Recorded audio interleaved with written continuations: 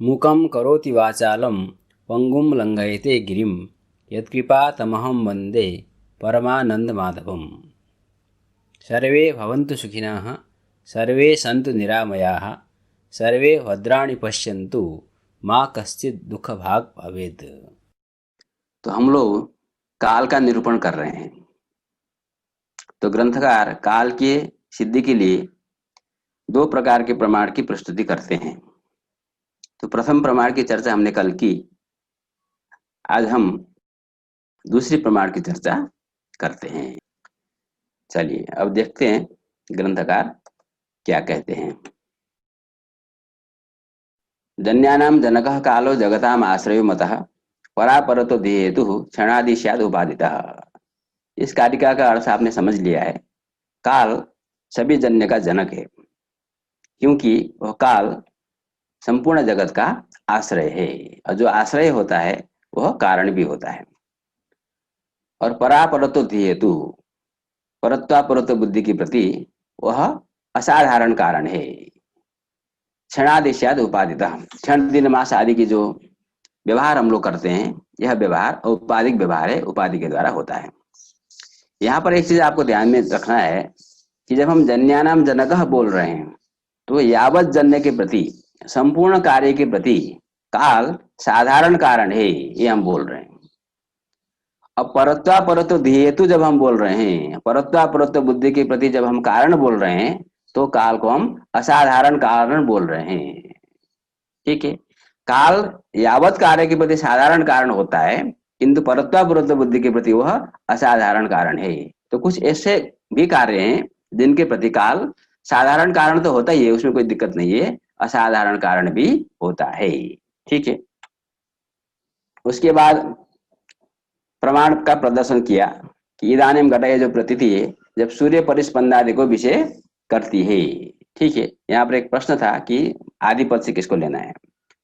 तो आदि पद से आप घट को लीजिए। सूर्य जो भी प्रतीति होती है, जैसे घटवत भूतलम जब प्रतीति होती है, वह प्रतीति किसको विषय करती है? केवल घट को विषय नहीं करती है, भूतल को भी विषय करती है, और घट और भूतल का जो संबंध है उसको भी विषय करती है। तो उसी प्रकार से इदानीम घट है जो प्रतीति है, केवल सूर्य परिस्पंद को विषय नहीं करती है, वो घट को भी विषय करती है, और सूर्य परिस्पंद और घट के साथ का जो संबंध है उस संबंधों को भी विषय करती है। ज्ञान कम से कम तीन को तो विषय करती है कोई भी ज्ञान, प्रकार, विशेष्य और संसर्ग। और निर्विकल्पक एक ज्ञान होता है, वहां पर संसर्ग नहीं होता है। कुछ लोग संसर्ग को भी निर्विकल्पक का विषय मानते हैं, वो दूसरी बात है। सामान्य रूप से जो प्रसिद्ध है उसकी चर्चा हम लोग आगे करेंगे निर्विकल्पक के निरूपण के क्रम में। तो निर्विकल्पक ज्ञान का विषय प्रकार और विशेष्य होता है, किंतु वो प्रकारत्व विशेषत्व नहीं होता, तो दूसरी चर्चा है।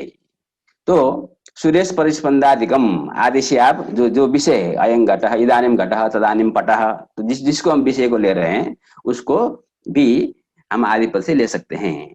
ठीक है, तो सूर्य परिस्पंद आदि को जब विषय करती है वो प्रतीति, तब सूर्य परिस्पंद के साथ, सूर्य क्रिया के साथ घटादि का कोई ना कोई संबंध होना चाहिए। और वो जो संबंध है वो संयोग आदि संबंध, साक्षात संबंध हो नहीं सकता।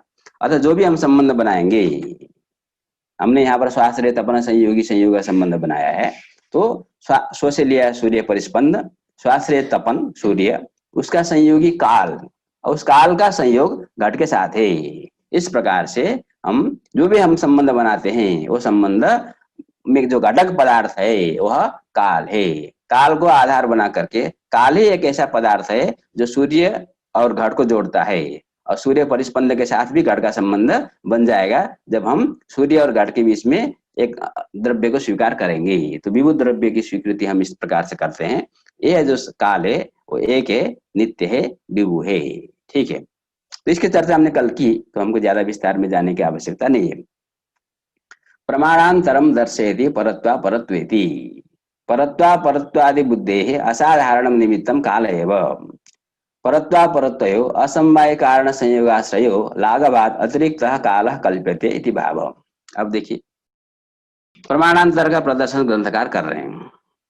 परत्वा परत्वादि जो बुद्धि है, अयम परः अयम अपरः है बुद्धि, यहाँ पर हम कालिक परत्वा परत्व बुद्धि को लेंगे, क्योंकि हम काल की चर्चा कर रहे हैं। दो प्रकार का परत्वा परत्व आप लोग जानते हैं, दैशिक परत्वा परत्व और कालिक परत्वा परत्व। हम लोग यहाँ पर कालिक परत्व अपरत्व की चर्चा करने जा रहे हैं। तो जो कालिक परत्व अपरत्व आदि की जो बुद्धि है, अयम परह अयम अपरहम, अर्थात अयम ज्येष्ठ अयम कनिष्ठ, जिसमें कालिक परत्व होगा उसमें अयम ज्येष्ठ ये बुद्धि होगी, जिसमें कालिक अपरत्व होगा उसमें अयम कनिष्ठ ये बुद्धि होगी।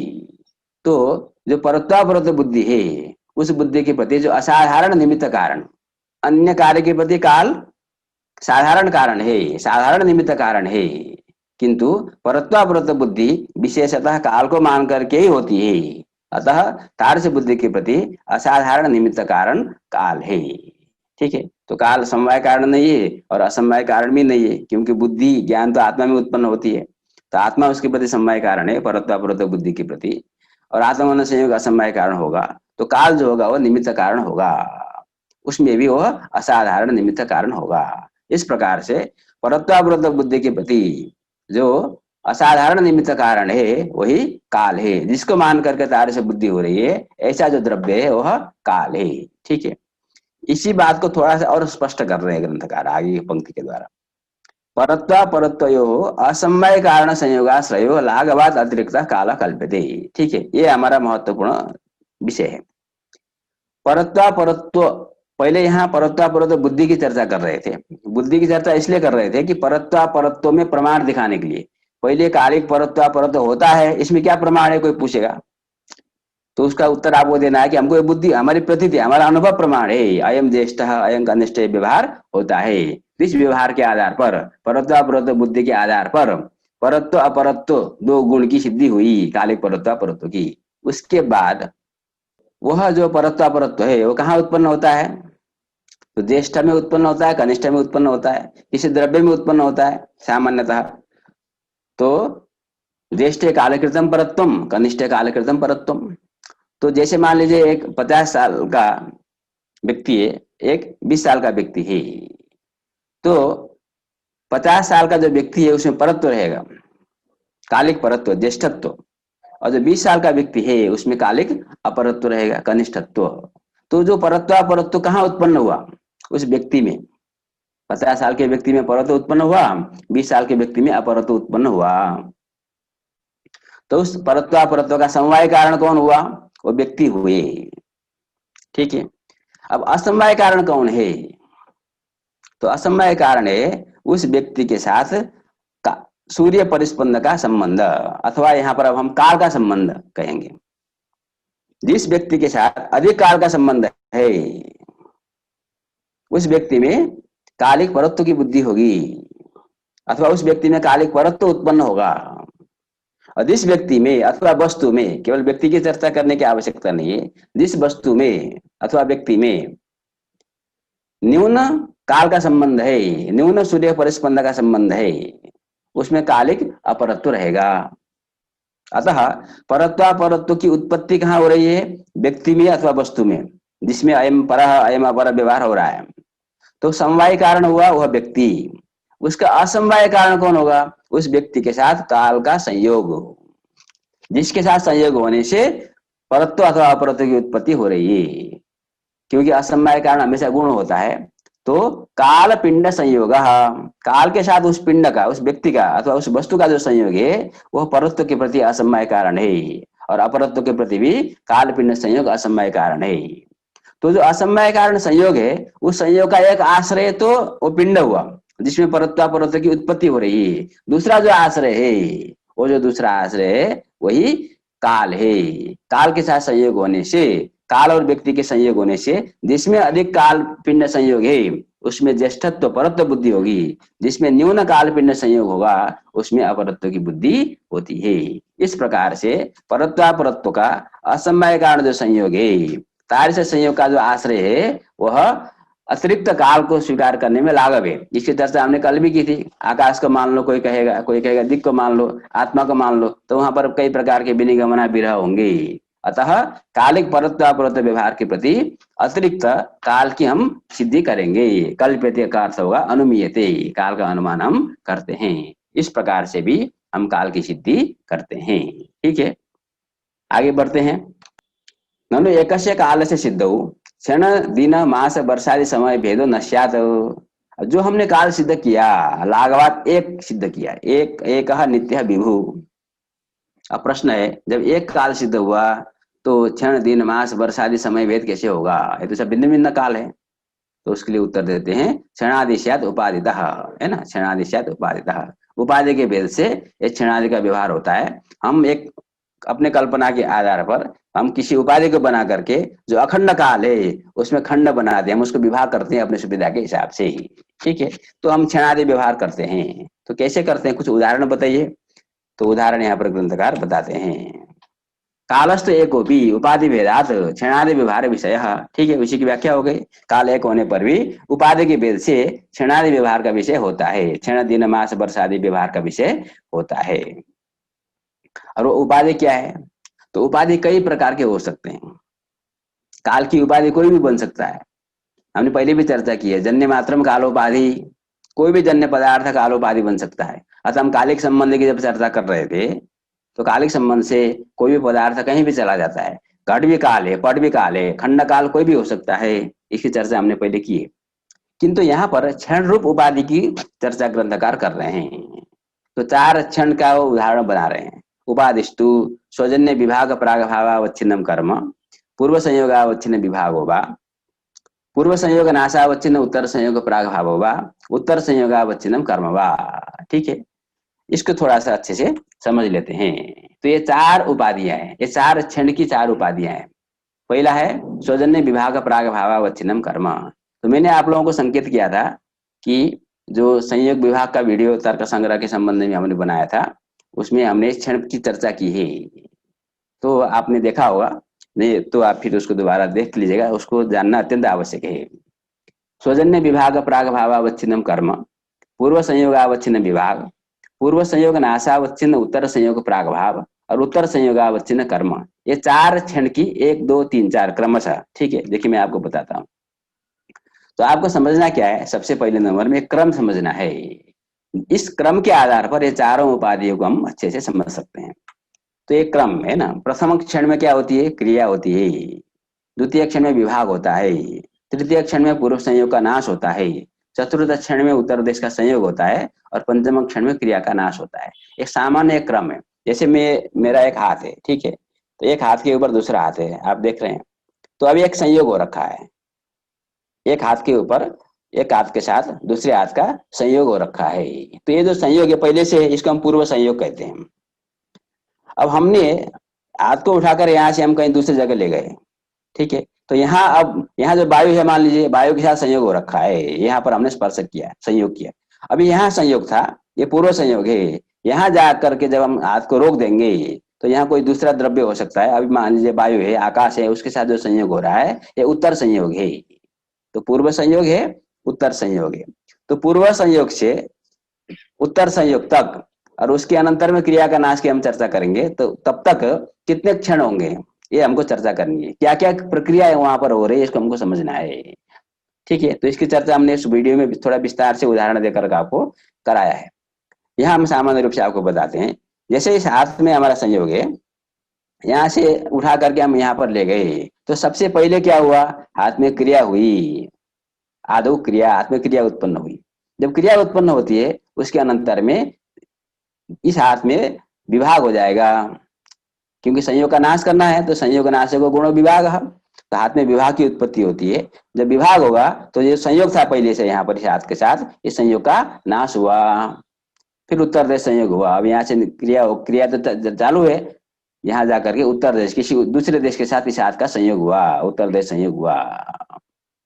जब उत्तर देश संयोग हो गया, हाथ यहाँ जाकर स्थिर हो गया, तो उस क्रिया का नाश हो गया। ठीक है, तो इस क्रम को ध्यान में रखना जरूरी है।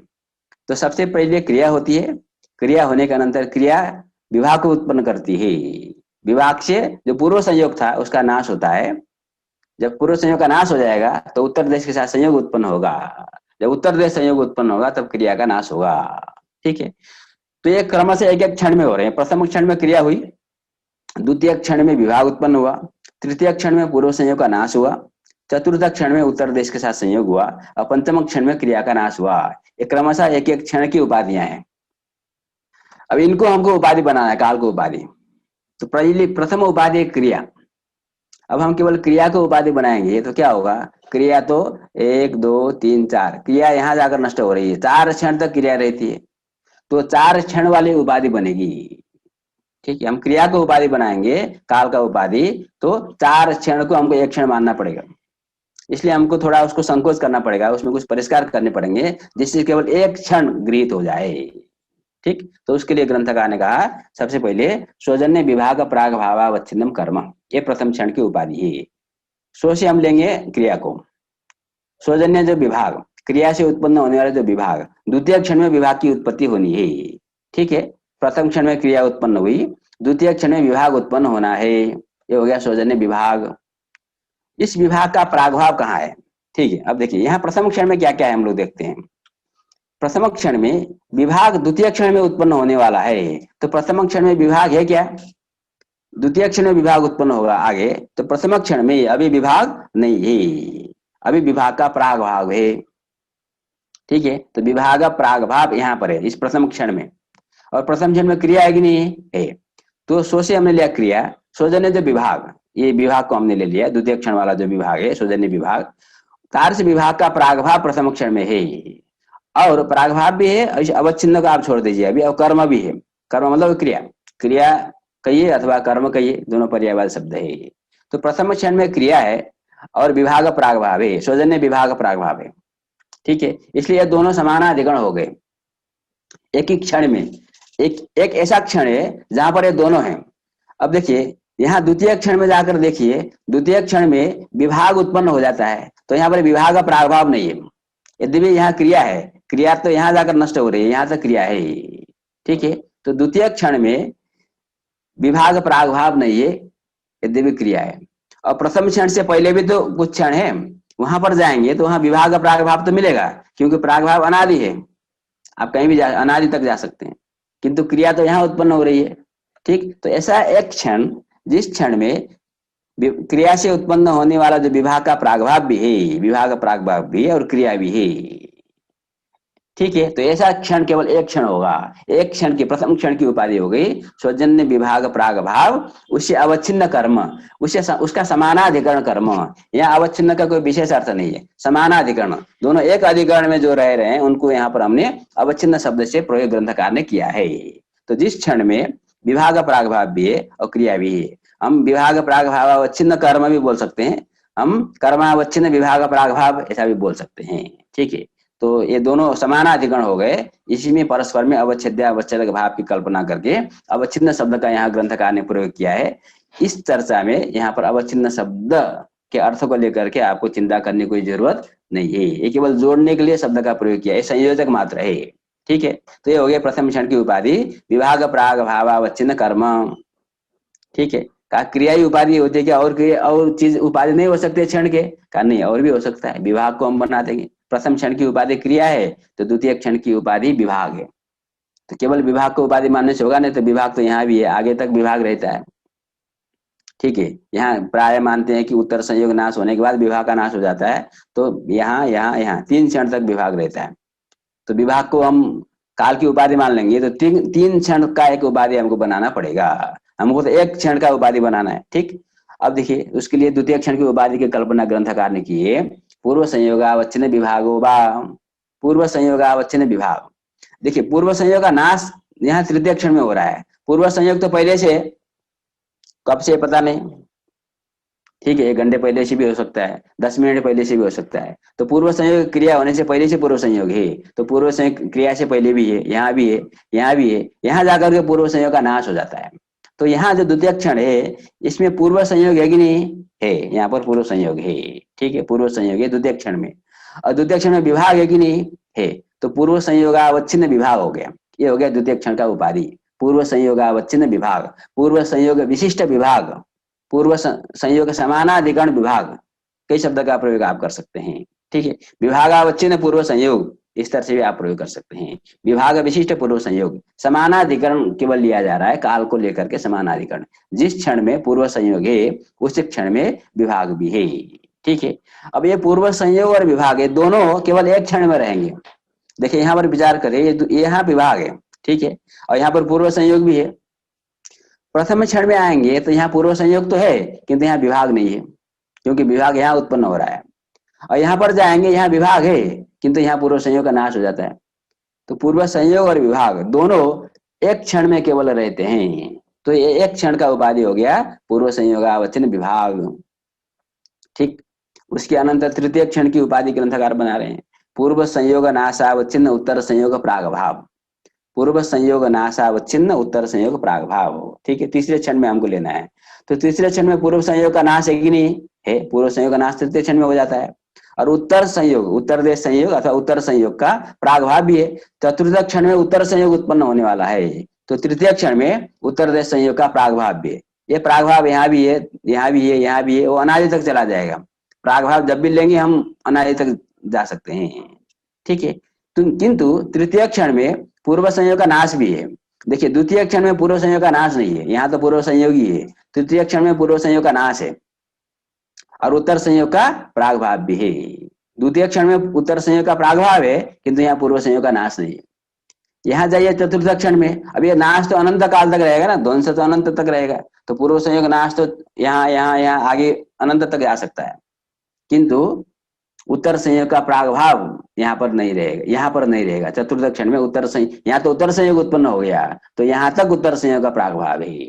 ठीक है, तो पूर्व संयोग नाश और उत्तर संयोग प्रागभाव ये दोनों केवल एक क्षण में, तृतीय क्षण में ही रह सकते हैं। तो एक क्षण की ये भी उपाधि, पूर्व संयोग नाश भी काल का उपाधि हुआ, विभाग भी काल का उपाधि हुआ, क्रिया भी काल का उपाधि हुआ। ठीक है, तो इसको हम क्या कहेंगे? पूर्व संयोग नाशावच्छिन्न उत्तर संयोग प्रागभाव। पूर्व संयोग नाशावच्छिन्न उत्तर संयोग प्रागभाव हुआ, ये तृतीय क्षण की उपाधि। अब चतुर्थ क्षण की उपाधि, उत्तर संयोगावच्छिन्नम कर्म। उत्तर संयोग और कर्म दोनों चतुर्थ क्षण में है। तो देखिए, चतुर्थ क्षण में उत्तर संयोग उत्पन्न हो जाता है, तृतीय क्षण में उत्तर संयोग नहीं है, यहाँ पर उत्तर संयोग उत्पन्न हो गया। और कर्म, ये जो कर्म क्रिया, जो प्रथम क्षण में जो क्रिया उत्पन्न हो रही है, ये क्रिया यहाँ तक है, यहाँ जाकर के क्रिया का नाश होना है। तो चतुर्थ क्षण में उत्तर संयोग भी है, उत्तर देश संयोग भी है, और यहाँ पर कर्म भी है। ठीक है, तो उत्तर संयोगावच्छिन्न जो कर्म है वो एक क्षण की, चतुर्थ क्षण की उपाधि है। ठीक है, अब यहाँ पंचम क्षण में जाएंगे, यहाँ कर्म नहीं मिलेगा आपको। तृतीय क्षण में जाएंगे, उत्तर संयोग नहीं मिलेगा, भले वहां पर कर्म मिलेगा। तो उत्तर संयोग और कर्म ये दोनों कहाँ है? चतुर्थ क्षण में है। तो ये उत्तर संयोगावच्छिन्न कर्म ये चतुर्थ क्षण की उपाधि है। इस प्रकार से हम क्रिया को, विभाग को, पूर्व संयोग नाश को, तो एक एक क्षण की उपाधि बनाने के लिए हमने ये सब उपाधियों को लिया।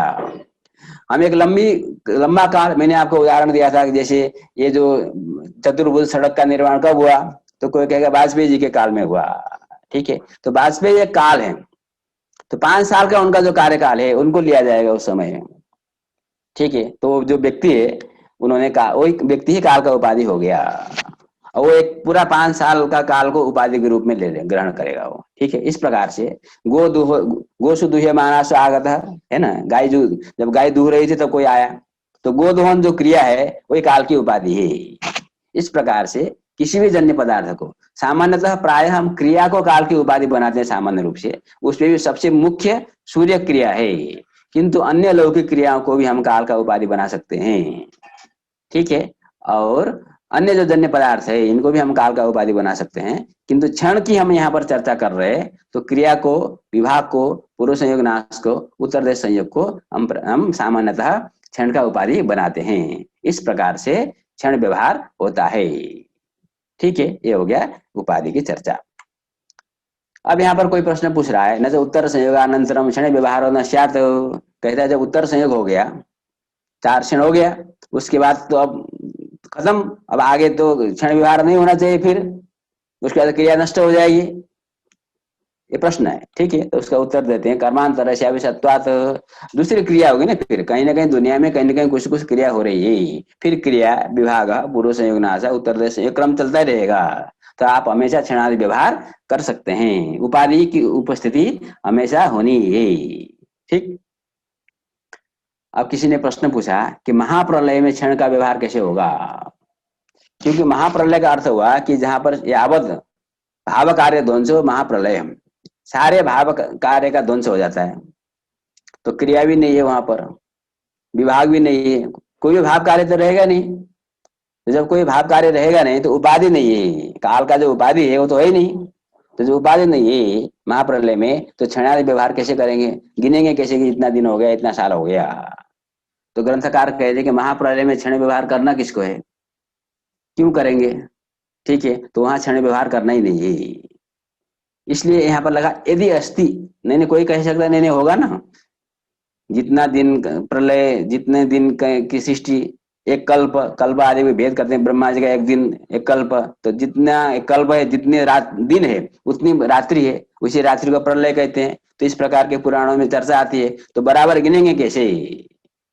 ठीक है, तो यदि अस्थि, तो ग्रंथकार को इसमें रुचि नहीं है, वो कहते हैं वहां महाप्रलय में कोई गिनने की जरूरत नहीं है। ठीक है, कोई है ही नहीं वहां पर। तथा अनायत्या ध्वंसेन उपादानीय, तो कोई न कोई उपाधि चाहिए हमको। ठीक है, तो जन्य पदार्थ उपाधि चाहिए, नित्य पदार्थ को तो हम उपाधि बना नहीं सकते। तो महाप्रलय में कौन सा जन्य पदार्थ मिलेगा, तो ध्वंस मिलेगा, क्योंकि महाप्रलय में सारे चीज के ध्वंस है, घट ध्वंस, पट ध्वंस, क्योंकि ध्वंस तो अनंत काल तक रहेगा। तो महाप्रलय में भी ध्वंस का तो ध्वंस होना नहीं है, तो ध्वंस रूप जन्य पदार्थ वहां पर विद्यमान होने के कारण ध्वंस को उपाधि बना करके आप क्षणादि व्यवहार वहां पर कर सकते हैं, यदि आपको करना हो तो। ग्रंथकार की इसकी रुचि नहीं है, इसलिए उन्होंने विशेष रूप से व्याख्या भी नहीं किया, केवल संकेत किया है। ठीक हो। और टीकाकारों ने किस प्रकार कर सकते हैं इस प्रकार की चर्चा की है, जिसको विशेष जिज्ञासा हो वो दिनकर आदि टीका देख सकते हैं। ठीक है, तो मेरा व्यक्तिगत भी यही कहना है कि महाप्रलय में क्षणादि व्यवहार करने की कोई आवश्यकता नहीं है, हमको उसको उत्पादन करने की कोई आवश्यकता है ही नहीं। ठीक है, तो कदाचित किसी को करना है तो ध्वंस रूप जन्य पदार्थ को लेकर के वहां पर उपाधि का व्यवहार किया जा सकता है। ठीक, दिनादि व्यवहार कैसे होगा फिर, क्षण व्यवहार तो आपने कर लिया, लेकिन मास, दिन, संवत्सर, ऐसा व्यवहार कैसे होगा, तो तथ्य क्षण कूट ही, क्षण का जो समूह है, ठीक है, उस समूह के आधार पर ही हम लोग, 60 सेकेंड होता है तो 1 मिनट, 1 मिनट क्या है, उसी सेकेंड का जो समूह है। ठीक है, फिर 60 मिनट होता है तो 1 घंटा, उसी प्रकार से क्षण, दिन, मास, वो सब हमारी व्यवस्था प्राचीन काल में व्यवस्था बनी हुई है, किस प्रकार से क्षण होगा, फिर दिन होगा, फिर मास होगा, ये सब व्यवस्था है। वो क्षण कूट के, क्षण का समूह, कूट का अर्थ होता है समूह, तो तत्त क्षण का जो समूह है उसके आधार पर ही हम दिन, मास आदि का व्यवहार करते हैं। तो ये सारा हमारा जो व्यवहार है औपाधिक व्यवहार है, वास्तव में काल तो एक है, उसमें हम विभाग नहीं कर सकते, किंतु हमने अपनी सुविधा के लिए सूर्य क्रिया को आधार बना करके हम एक दीप, आज आज कल, मास, ऋतु है ना, अयन, वर्ष, ये सब व्यवहार हम लोग करते हैं। ये सारा व्यवहार औपाधिक व्यवहार है। आगे बढ़ते हैं, तो काल का निरूपण हो गया, अब हम दिक् का निरूपण करने जा रहे हैं। तो काल के निरूपण करने के बाद दिक् में बहुत कुछ बचता नहीं है, क्योंकि समान प्रकार की व्याख्या ही हमको दिक् में भी करनी है। दूरांतिकादि धी हेतु रेखा नित्यादिगुच्यते, दूरत्व और अंतिकत्व माने दैशिक परत्व अपरत्व, अयम परह अयम अपरह, ये दूर में है पास में है। ठीक है, तो दूरत्व बुद्धि और समीपत्व बुद्धि जो हो रही है, तार से बुद्धि के प्रति जो कारण है वो दिक् है। जिस प्रकार से हमने काल की सिद्धि की थी, कालिक परत्व का असमवाय कारण संयोग आश्रयतया लाघवात एक काला सिद्ध्यति, उसी प्रकार से हम यहाँ पर दैशिक परत्व का जो असमवाय कारण संयोग है, तार से संयोग आश्रयतया दिक् की सिद्धि करेंगे। ठीक है, दिशम निरूपयति दूरांतिकेति, दूरत्वम अंतिकत्वम च दैशिकम परत्वम अपरत्वम बोध्यम, यह आपको समझ में आ गया। दूरत्व और अंतिकत्व क्या है, दैशिक परत्व ही दूरत्व है, और दैशिक जो अपरत्व है वही अंतिकत्व है, समीप और दूर।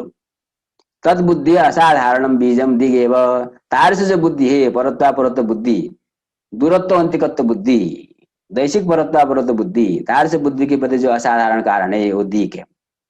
यहाँ पर भी आपको समझना क्या है, दिक् भी साधारण कारण है, कार्य मात्र के प्रति दिक् की साधारण कारणता होती है, किंतु दैशिक परत्वापरत्व बुद्धि के प्रति दिक् असाधारण कारण है, असाधारण निमित्त कारण है। यहाँ पर इन्होंने बीज शब्द का प्रयोग किया है, तो बीज शब्द के प्रयोग करने से हमको समवाय कारण नहीं समझना है, हमको निमित्त कारण ही समझना है। ठीक है, तो इसमें भी दिक् की सिद्धि कैसे होगी, तो दैशिक परत्वापरत्वयो असमवाय कारण संयोगाश्रयतया लाघवात एकाधिक सिद्ध्यति भाव। अब देखिए आपने समझ लिया, जैसे काल में हमने किया, दैशिक परत्वापरत्व की उत्पत्ति कहाँ हो रही है। जैसे हम एक उदाहरण लेते हैं, काशीतः प्रयागापेक्षा मथुरा परा। ठीक है, काशी से प्रयाग की अपेक्षा मथुरा पर है, काशीतः प्रयागापेक्षा मथुरा में परत्व है और प्रयाग में अपरत्व है। ठीक है, तो प्रयाग में अपरत्व है और मथुरा में परत्व है, तो परत्व और अपरत्व कहाँ उत्पन्न हुआ? उस देश में उत्पन्न हुआ। ठीक है, परत्व कहाँ है? मथुरा में है। तो परत्व का समवाय कारण मथुरा देश हो गया, और अपरत्व का समवाय कारण अपरत्व गुण है, वो कहाँ उत्पन्न हो रहा है? प्रयाग में उत्पन्न हो रहा है। प्रयाग कार्य से अपरत्व का समवाय कारण है। तो समवाय कारण तो समझ में आ गया। असमवाय कारण क्या है? तो असमवाय कारण है कार्य से जो देश है, मथुरा देश, उसके साथ दिक् का जो संयोग है। क्योंकि हम दूर किसको कहते हैं? हमको बनारस से, काशी से मथुरा जाना है अथवा प्रयाग जाना है, तो प्रयाग बीच में आएगा जब हम मथुरा जाएंगे, तो प्रयाग में अपरत्व है। तो दिक् और देश का जो संयोग है, न्यून दिक् देश संयोग है। और जब हम और दूर चले जाएंगे, मथुरा तक पहुंचाएंगे, तो अधिक दिक् देश का संयोग होगा। न्यून दिक् देश के संयोग होने पर दैशिक अपरत्व की उत्पत्ति होती है, और अधिक दिक् देश के संयोग होने पर दैशिक परत्व की उत्पत्ति होती है। तो परत्व उत्पन्न हुआ तत्त देश में, तो समवाय कारण तत्त देश हो गए। असमवाय कारण कौन हुआ? असमवाय कारण हो गया उस देश का दिक् के साथ संयोग। तो जिसके साथ संयोग, दिक् तो अभी सिद्ध करना है, तो संयोग है असमवाय कारण। संयोग का एक आश्रय तो वो देश है, मथुरा और प्रयाग, वो हमको ज्ञात है। अपर दूसरा जो आश्रय है संयोग का, वो दिक् है। वहां पर भी प्रश्न आता है, आकाश मान लो, काल मान लो, आत्मा मान लो, तो कई प्रकार के विनिगमना विरह वाली स्थिति आएगी। अतः हम दैशिक व्यवहार के लिए, दैशिक परत्व के लिए एक भिन्न द्रव्य की सिद्धि करते हैं, उसका नाम हमने दे दिया दिक्। ठीक है, तो दैशिक परत्व तत्त देश में उत्पन्न होता है, तत्त देश दैशिक परत्व का समवाय कारण है। असमवाय कारण तत्त देश के साथ दिक् का जो संयोग है, वो असमवाय कारण है। तो संयोग का आश्रय जो अपर द्रव्य है, द्रव्यांतर है, वो द्रव्यांतर क्या है? इस प्रकार का जब प्रश्न हुआ, तो हमने लाघव होने के कारण अतिरिक्त दिक् को स्वीकार कर लिया। दिक् नाम का एक विभु नित्य द्रव्य है। ठीक है, अब यहाँ पर भी प्रश्न है कि जो दिक् आपने सिद्ध किया, वो तो एका नित्या विभु, साच एका नित्या विभिच, तो दिक् एक है, तो प्राची प्रतीची व्यवहार नहीं होना चाहिए। ठीक है, प्राची माने पूर्व, प्राची अवाची प्रतीची उदीची, है ना, चार है। प्राच्य वाच्य प्राच्य वाच्य प्रतीतिस्तु पूर्व दक्षिण पश्चिम, अमर कोश। तो जो प्राची व्यवहार है, प्रतीची व्यवहार है, पूर्व पश्चिम आदि जो व्यवहार हो रहा है, वो व्यवहार कैसे हो रहा है? कम से कम चार दिशाओं का तो व्यवहार होता ही है, पूर्व पश्चिम दक्षिण उत्तर, अथवा उसमें चार कोणों को लेकर के 8 दिशाओं का व्यवहार होता है, नैऋत्य वायव्य आदि, ऊपर नीचे करके 10 दिशाओं का व्यवहार होता है। ठीक है, उसको हम लोग और भी विभाग कर सकते हैं। तो ये व्यवहार कथम उपपद्यते? यदि दिक् एक है, तो प्राची प्रतीची आदि व्यवहार कैसे होगा? क्योंकि जो दिक् प्राची है वो तो प्रतीची नहीं है, जो प्रतीची है वो प्राची नहीं है, तो एक कैसे है? तो ये प्रश्न है। तो उपाधि भेदात एकापि, है ना, यहाँ पर वो कार्य का छूट गया लग रहा है। उपाधि भेदात एकापि प्राच्यादि व्यपदेश भाग, ठीक, यहाँ पर वो पंक्ति छूट गई। तो उपाधि भेदात यदि, उपाधि भेदात एकापि प्राच्यादि व्यपदेश भाग, ठीक है, एक कार्य का है। तो उपाधि भेदात एकापि प्राच्यादि व्यपदेश भाग, एकापि एक होने पर भी, उपाधि भेदात उपाधि के भेद होने से, प्राच्यादि व्यपदेश भाग, प्राची अवाची आदि व्यपदेश भाग मतलब शब्द प्रयोग का वो विषय दिक् बनती है। ठीक है, तो उसकी व्याख्या ग्रंथकार यहाँ पर कर रहे हैं। देखिए, यत् पुरुषस्य उदयगिरि सन्निहिता या दिक् सा तत्पुरुषस्य प्राची। प्राची क्या है? एक के लिए जो प्राची है वो सबके लिए प्राची नहीं है, बस ये ध्यान देना है। जैसे कोई वस्तु कहीं रखी है, तो एक के लिए वही प्राची दिक् में है, पूर्व में है, और वही वस्तु किसी अन्य के लिए पश्चिम में भी है। ठीक है, तो हमने वो तर्क संग्रह का वीडियो जब बनाया है, तो दिक् की जहाँ चर्चा की है, तो वहां पर हमने उदाहरण पूर्वक दिया है कि प्राची अवाची प्रतीची व्यवहार कैसे होता है, तो वहां पर दिक् एक कैसे है। ठीक है, तो यहाँ ग्रंथकार उदाहरण देते हैं, यद पुरुषस्य उदयगिरि सन्निहिता या दिक्, जिस पुरुष का उदयगिरि, उदयाचल जो पर्वत है, उदयाचल पर्वत की तरफ सम्मुख होकर के सन्निहित जो दिक् होगा, कोई व्यक्ति उदयाचल पर्वत की तरफ सम्मुख होकर बैठेगा, तो उसके लिए वो दिक् प्राची है, सबके लिए नहीं, उसके लिए वो दिक् प्राची है। उसके आगे कोई व्यक्ति बैठा हुआ है, तो बीच का जो भाग है वो तो उसके लिए पश्चिम हो जाएगा। ठीक है, एवं उदयगिरि व्यवहिता या दिक् सा प्रतीची, तो उदयाचल जो पर्वत है उसकी विपरीत जो दिशा है, ठीक है, आगे हमारे जैसे इधर सामने पूर्व है, इधर उदयाचल पर्वत है, सूर्योदय यहाँ से होता है, तो इसकी व्यवहिता विपरीत जो दिक् है वो हमारे लिए, मेरे लिए वो प्रतिजी होगी, सबके लिए वो प्रतिजी नहीं होती है। तो ये उपाधि है, ठीक है। उदयाचल पर्वत ये उपाधि हो गया, उसको आधार मान करके मेरे लिए जो प्राची है वो सबके लिए प्राची नहीं है। मेरे लिए जो प्राची है वो अन्य के लिए प्रतिजी भी हो सकता है, अन्य के लिए उदयची भी हो सकता है, अन्य के लिए अवाची भी हो सकता है, ठीक है।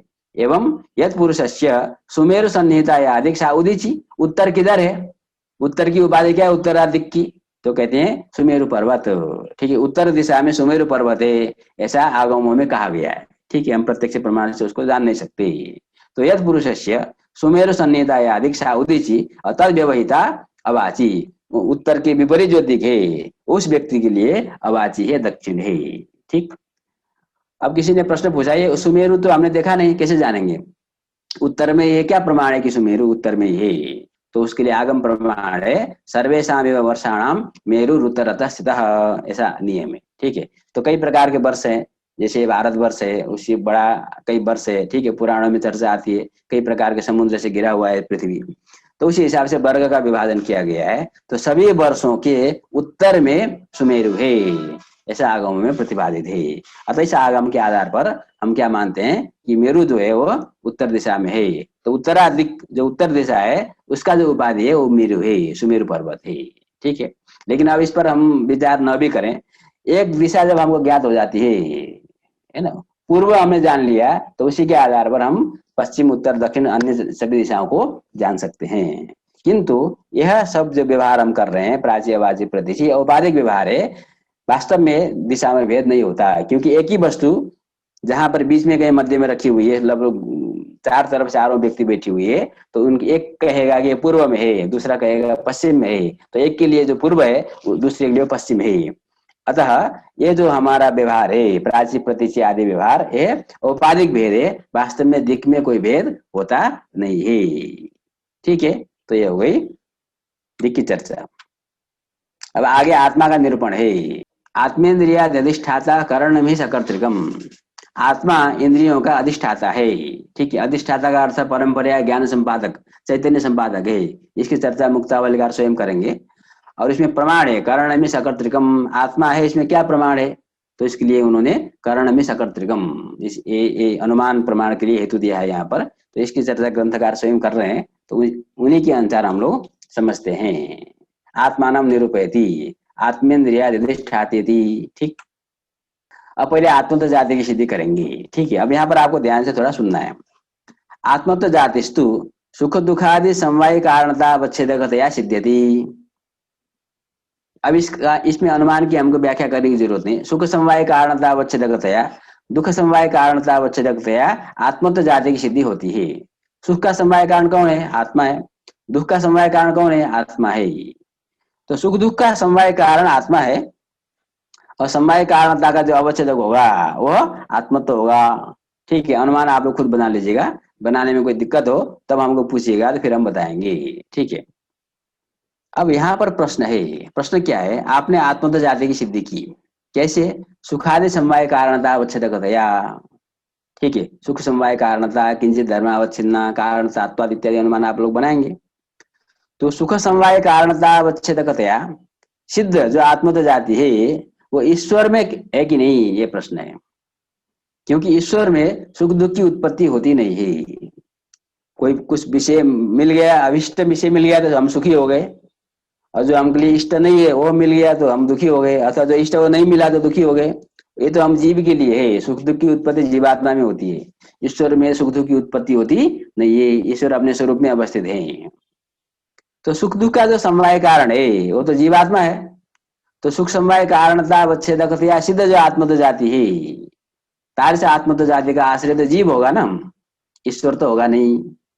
तो आप आत्मत्व जाति की सिद्धि कर रहे हैं, केवल जीवात्मा में रहने वाले आत्मत्व जाति की सिद्धि कर रहे हैं। हम तो समझते हैं कि आत्मा माने जीवात्मा परमात्मा दोनों, तो आत्मत्व जाति तो जीवात्मा परमात्मा दोनों में रहनी चाहिए, ठीक।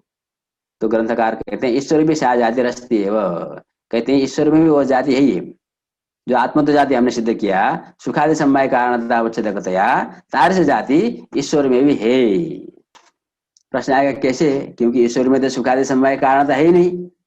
तो जहाँ सुख समवाय कारणता नहीं है वहां पर कारणतावच्छेदक जो आत्मत्व है वो कैसे रहेगा? ठीक, तो कहते हैं कि ईश्वर में भी सुख आदि की समवाय कारणता है। ईश्वर में सुख दुख उत्पन्न होता है क्या? कहा नहीं उत्पन्न होता है। फिर कैसे सुख आदि समवाय कारणता है ईश्वर में? का स्वरूप योग्यता रूपा कारणता है, क्योंकि ईश्वर भी आत्मा है, आत्मा में सुख दुख की उत्पत्ति होती है। अतः आत्मा ईश्वर में भी सुख आदि की स्वरूप योग्यता रूपा कारणता है। ठीक, अब आप पूछोगे कि एक नियम हमने पढ़ा था, नित्य से स्वरूप योग्यत्व फलावश्य भाव नियम, जड़त्व जाति की जब हम सिद्धि कर रहे थे, स्नेह समवाय कारणता। ठीक है, तो नित्य से स्वरूप योग्यत्व फलावश्य भाव नियम जब है, तो यदि ईश्वर सुख दुख का स्वरूप योग्य है, सुख दुख की उत्पत्ति वहां पर हो सकती है, मतलब स्वरूप योग्यता रूपा कारणता यदि आप ईश्वर में मानते हैं, तो कदाचित कभी न कभी ईश्वर क्योंकि नित्य है, वहां पर सुख दुख की उत्पत्ति होनी चाहिए। ठीक, ये प्रश्न आएगा, तो उसका उत्तर ग्रंथकार देते हैं। देखो, सुख दुख की उत्पत्ति होने के लिए केवल आत्मा हो इतना पर्याप्त नहीं है। जैसे हम जीव हैं, तो जीव होते ही सुख दुख की उत्पत्ति होगी इतना पर्याप्त नहीं है। सुख दुख की उत्पत्ति होने के लिए अन्य भी कारण है। अन्य कारण में मुख्य क्या है? अदृष्ट है। ठीक है, अदृष्ट धर्म अधर्म। यदि हमने धर्म किया है, हमारे आत्मा में धर्म है, तो सुख की उत्पत्ति होगी। यदि अधर्म है तो दुख की उत्पत्ति होगी। तो केवल आत्मा सुख दुख की उत्पत्ति के प्रति कारण नहीं है, अपितु अदृष्ट भी कारण है। तो ईश्वर को हम स्वरूप योग्य भी मान लेंगे, तब भी वहां पर सुख दुख आदि की उत्पत्ति की आपत्ति नहीं आएगी। क्यों नहीं आएगी? क्योंकि उसमें अदृष्ट रूप कारण विद्यमान नहीं है। ईश्वर जब भी कोई कर्म करता है अथवा सृष्टि की रचना करता है, तो ईश्वर में धर्माधर्म उत्पन्न नहीं होते। अदृष्ट की उत्पत्ति जीवात्मा में होती है। मिथ्या ज्ञान पूर्वक जो हम कर्म करते हैं, उससे अदृष्ट की उत्पत्ति होती है। ईश्वर को मिथ्या ज्ञान नहीं है, अतः वहां अदृष्ट की उत्पत्ति भी नहीं होती है। तो जब अदृष्ट उत्पन्न नहीं होगा, तो अदृष्ट के द्वारा उत्पन्न होने वाला जो सुख दुख आदि है, उसकी भी उत्पत्ति वहां पर होगी नहीं। अतः ईश्वर में स्वरूप योग्यता मानने में कोई बाधा नहीं है।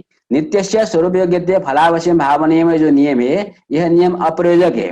यहाँ पर अप्रयोजक है, ये नियम है, ठीक है, किंतु यहाँ पर वो यह नियम कहाँ प्रवृत्त होता है? जहां पर संपूर्ण सामग्री के उपस्थिति होने पर भी कार्य की उत्पत्ति की संभावना कदापि नहीं है, ऐसा जो नित्य है उसको हम स्वरूप योग्य भी नहीं मानते। वहां पर एक नियम प्रवृत्त होगा, नित्य से स्वरूप योग्य फलावश्य भाव नियम। जैसे हमने कहा था कि जल का जो परमाणु है उसको स्नेह के प्रति स्वरूप योग्य मान लो, तो कहा नहीं, स्नेह के प्रति कौन कारण है? स्नेह के प्रति सामान्यतः जल कारण है। तो जल का परमाणु जल ही है, यदि वह स्वरूप योग्य है कदाचित अवश्य फल देना चाहिए, किंतु ईश्वर में स्थिति नहीं है। ईश्वर आत्मा है, आत्मा होने के कारण उसमें सुख दुख की उत्पत्ति होनी चाहिए, हम उसमें स्वरूप योग्यता मान सकते हैं। किंतु नित्य से स्वरूप योग्य फलावश्य भाव नियम, इसको आधार बना करके हम ईश्वर में स्वरूप योग्यता नहीं है ऐसा कहने की हमको कोई आवश्यकता नहीं है, क्योंकि उसमें स्वरूप योग्यता होने पर भी कदापि उसमें सुख दुख की उत्पत्ति नहीं होगी। क्यों? क्योंकि सुख दुख की उत्पत्ति होने के लिए कारणांतर की भी अपेक्षा होती है।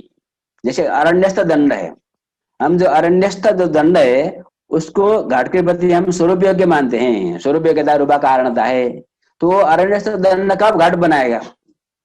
तो अन्य सामग्री जो चक्र चिवर आदि है वो सारे सामग्री इकट्ठा हो जाए तो अरण्यस्थ दंड से भी घट की उत्पत्ति होती है, अतः वो स्वरूप योग्य है। उसी प्रकार से ईश्वर में कदाचित अदृष्ट की उत्पत्ति यदि हो जाए तो ईश्वर में भी सुख की दुख की उत्पत्ति हो सकती है, ऐसा मानने के लिए हम लोग तैयार हैं। अतः ईश्वर में सुख दुख आदि की स्वरूप योग्यता मानने में कोई बाधा नहीं है। अदृष्ट रूप कारणांतर के विद्यमान न होने के कारण ईश्वर में सुख दुख आदि की उत्पत्ति नहीं होती है।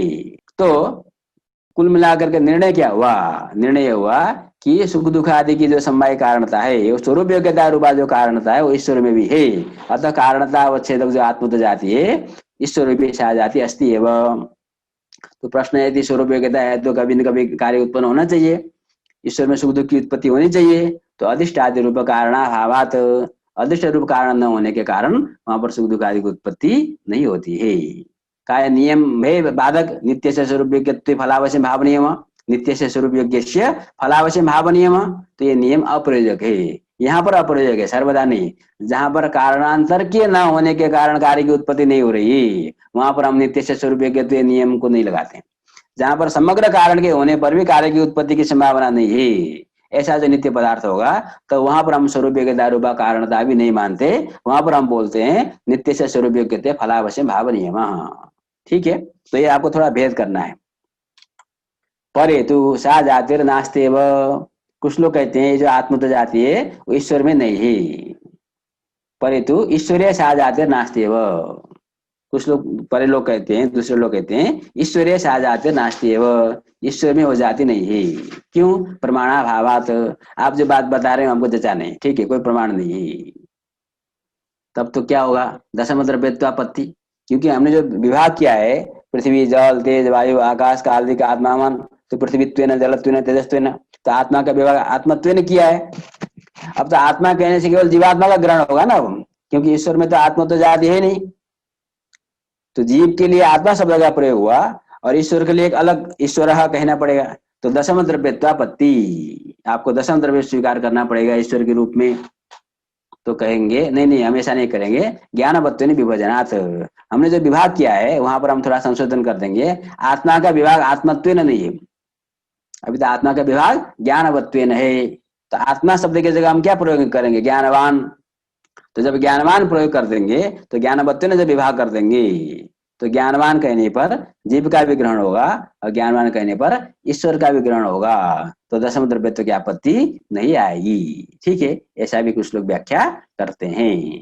ये हो गया परेतु करके ग्रंथकार ने मतांतर का उपस्थापन यहाँ पर कर दिया। ठीक है, अब आगे कारिका की व्याख्या कर रहे हैं। आत्मेन्द्रियादि अधिष्ठाता कर्ण में सकर्तृकम, इंद्रियादि अधिष्ठाता, आत्मा जो है इंद्रियादि का अधिष्ठाता है, अर्थात इंद्रियाणाम शरीरस्य च परंपरया चैतन्य संपादक। देखिए चैतन्य कहाँ है? चैतन्य आत्मा में है, किंतु हमारा जो इंद्रिय है और हमारा जो शरीर है वो भी चेतनवत कार्य करता है, तो इसमें भी चैतन्य का प्रसार हो रहा है। चैतन्य तो वास्तव में शरीर में नहीं है, इंद्रिय में नहीं है, आत्मा में है। ठीक है, तो आत्मा में जो चैतन्य है वो परंपरया चैतन्य का संपादक, आत्मा जो है इंद्रियों में और शरीर में चैतन्य का संपादन करता है परंपरया। परंपरया का यहाँ पर अर्थ हम लोग करते हैं शरीर में अवच्छेदकता संबंध है ना। ठीक है, आत्मा विभु है और शरीरावच्छिन्न जो आत्मा है उसमें सुख दुख आदि की उत्पत्ति होती है, अतः शरीर आत्मा का अवच्छेदक है, एक सीमा में बांधने वाला। शरीर ने आत्मा को बांध रखा है, तो शरीर आत्मा का अवच्छेदक है। तो चैतन्य आत्मा में है समवाय संबंध से, वह अवच्छेदकता संबंध से शरीर में आ जाता है। ये हमारा परंपरा संबंध यहाँ पर हो गया। और इंद्रिय में कैसे जाएगा? चैतन्य ज्ञान आदि है, उसका जनक इंद्रिय है, तो जनकता संबंध है ना, चैतन्य इंद्रिय में आ गया। ठीक है, इस प्रकार से परंपरा संबंध से अवच्छेदकता संबंध और जनकत्व संबंध को लेकर के जो चैतन्य वास्तव में आत्मा में है वह चैतन्य शरीर में भी है और इंद्रिय में भी है, परंपरा है। ठीक है, इसलिए हम आत्मा को क्या कहते हैं? इंद्रियों का अधिष्ठाता कहते हैं, आत्मेन्द्रिय अधिष्ठाता। कर्णमि सकर्तृकम, इसकी व्याख्या हम लोग करेंगे कल। ठीक है, तो हम आज का पाठ यहीं रखते हैं। आपका कोई प्रश्न हो तो आप कमेंट बॉक्स पर लिखें, और आपको बहुत बहुत धन्यवाद।